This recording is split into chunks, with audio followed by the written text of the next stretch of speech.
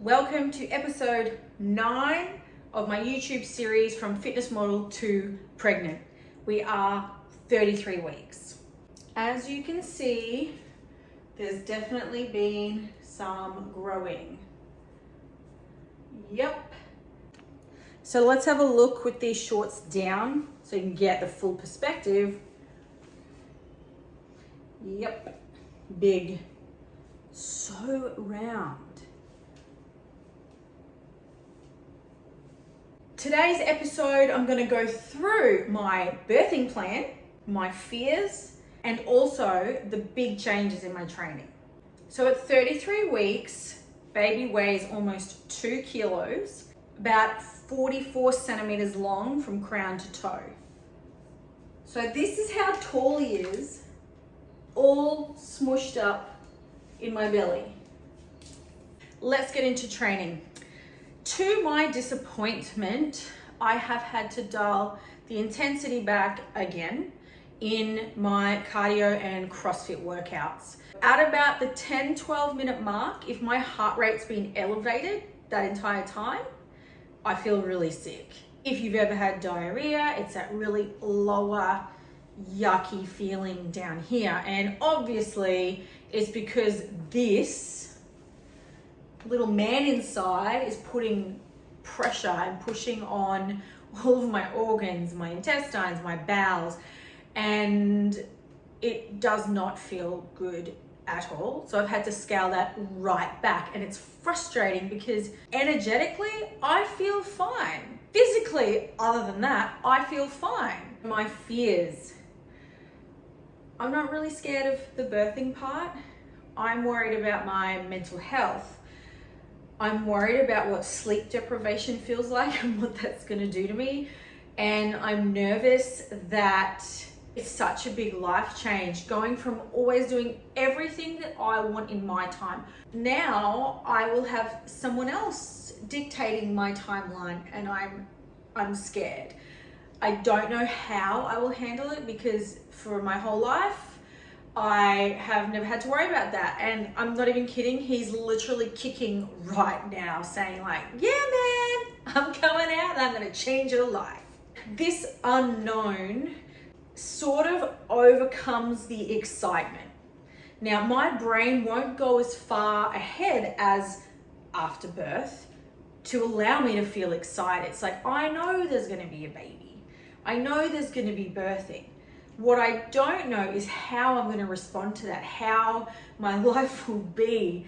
I feel guilty and I feel selfish and I actually feel really horrible where I feel more scared than excited. That's me being real. I do think a lot of people would resonate with that. I know that once after the birth, once I see his little cute little face and little hands and feet, I will be overwhelmed with happiness. I know that. I had the hypnobirthing instructor come around a couple of weeks ago. So we sat there for, I think, 6 hours. And part of what we did was a birthing plan.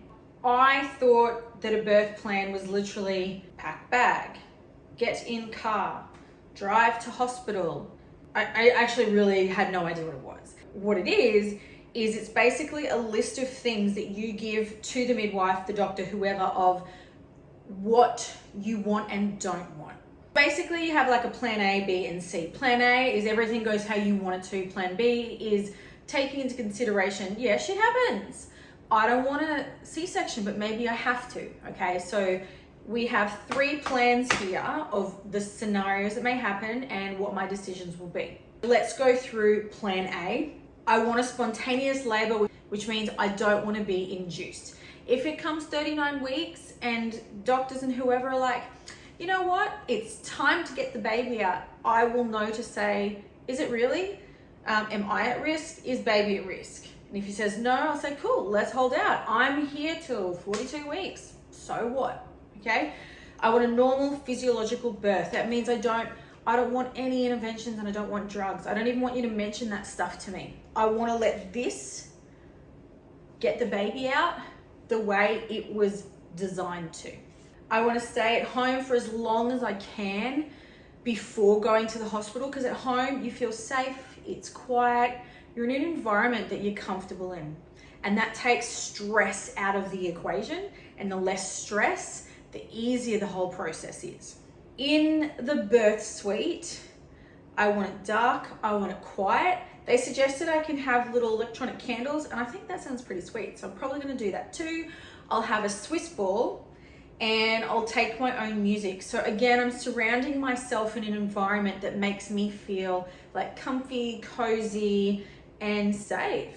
Another thing, I want my midwife and I want Chris, my partner, just give me positive reinforcement like, yeah, you can do this. Well, I'm like, oh my gosh, this hurts. Good job, Tammy, come on, you can do this. Because this is what I'm used to. I have trained, of the 10, 12 years I've exercised, I spent 6 or so years of that on a very competitive level, and I'm used to people giving me positive reinforcement when stuff's hard. Like pushing that 115 kilo squat, come on Tammy, push it, push it. I'm used to that and I thrive off of that. So it's a common language that I want these people around me to be doing while I'm having a hard time. I don't want any prompts for pain relief.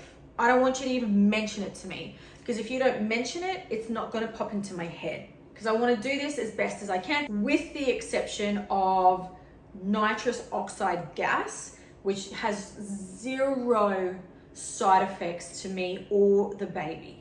It sort of just takes a little bit of the edge off.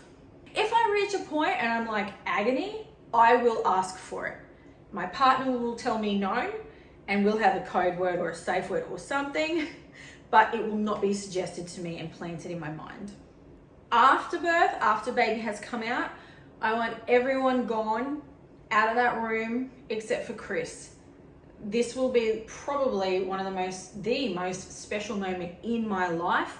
I want that reserved for me, my baby, and Chris. I want it quiet. I don't want you to weigh my baby. That can wait till later. It's not going to change. I don't want any vaccines just at that point. I don't want anything done to our little boy until we've had that, that moment together. So I've also got a plan B here if there needs to be an induction. And then I've got a plan C.